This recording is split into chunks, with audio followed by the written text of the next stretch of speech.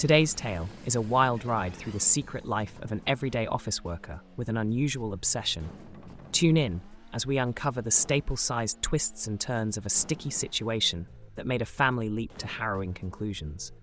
Stick around for a story of confusion, laughter, and a rather unconventional intervention that you truly have to hear to believe. Ever since I was a kid, I loved to fiddle around with staplers, playing with the automatic ones and doing dumb stuff like any child would, opening the manual ones and swinging it around, stuff like that. One of my favorite things to do was to open up a new strip of staples and break them apart before putting them in. Running my fingers through the staples, counting them, and breaking them apart. Love it. There are 210 staples in a standard strip, and sometimes I'd break off each individual one until my fingers hurt. I've even found strips with 209 and 211 a few times. This progressed from me messing around with staples in Miss Grady's second grade class to buying a box of staples every other payday to play with, to literally having a collection of different brands and sizes of staples in my college dorm to break apart. I had a problem, but no one was hurt, so who cares? Well, fast forward to present day. I am a functioning middle-class adult with a wife and 2 children. I have a home, a normal car, an office job. I am by all accounts a normal human being. I still love staples. Working in an office with a supply room full of staples was a problem. I'd spend my lunch break in the room opening boxes and breaking apart staples to get my fix before returning to work. It got so bad over the course of a couple years that my boss changed our supplier because the boxes all had broken apart staples and were sometimes ripped. So I had to stop doing that. I turned to Amazon first, buying 10 boxes of staples at a time for about $20 a pop. It wasn't enough. I went to 20, then 40. My wife got curious then and asked, "Why are you buying all of these boxes of staples?"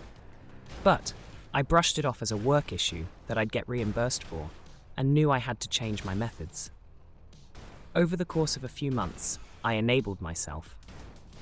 I started using cash only at different office supply stores around my town and neighboring towns. I would sit in my car and break apart staples before going to the next store. I began to stay out late and tell my wife I would be home soon, so I could go buy more staples from different stores. I opened up a new credit card to put online so she wouldn't know, but she caught it in the mail. She got suspicious because things weren't adding up. This past Thursday, after one of my late nights, I get home with a trunk full of broken staples and 10 freshly broken boxes in my passenger seat to see my parents' cars at my house. I walked in and everyone is sitting around like it's an intervention. Because it is.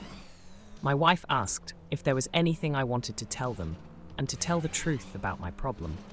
I sat down and kept saying, "What are you talking about?" until my mom said, "Honey, we saw the pictures." Then my wife tells me that my late nights, excuses, and general weirdness about the credit card and some other little things made her hire a private investigator.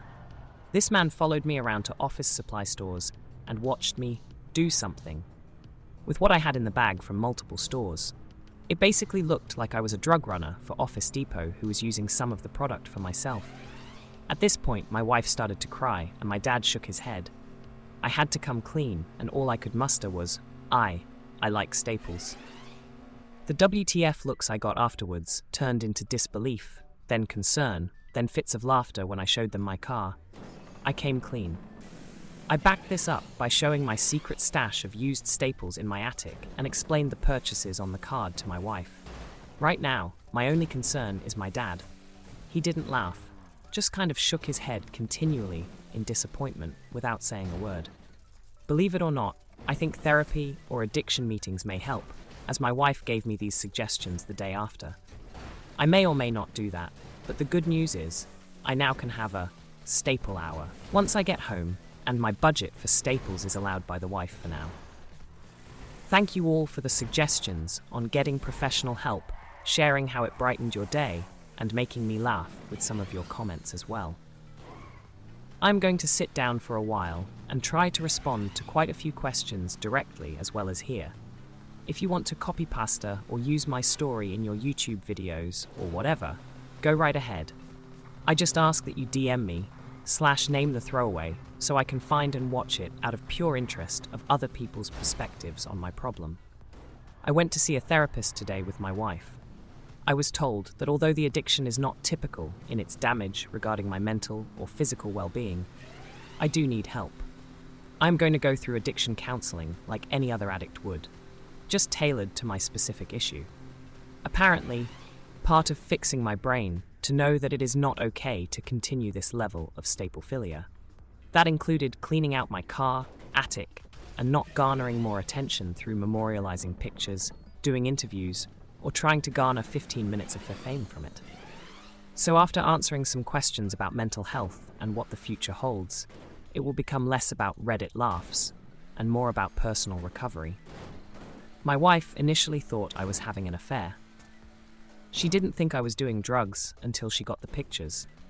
The PI just told her what he saw, and she deduced that I had an undercover type distribution thing going with someone in the office supply business. She admitted that she didn't think it all through, but her mind was racing, and conclusions came as they did. I do not have autism or any diagnosed mental disability. I am just an addict and an idiot.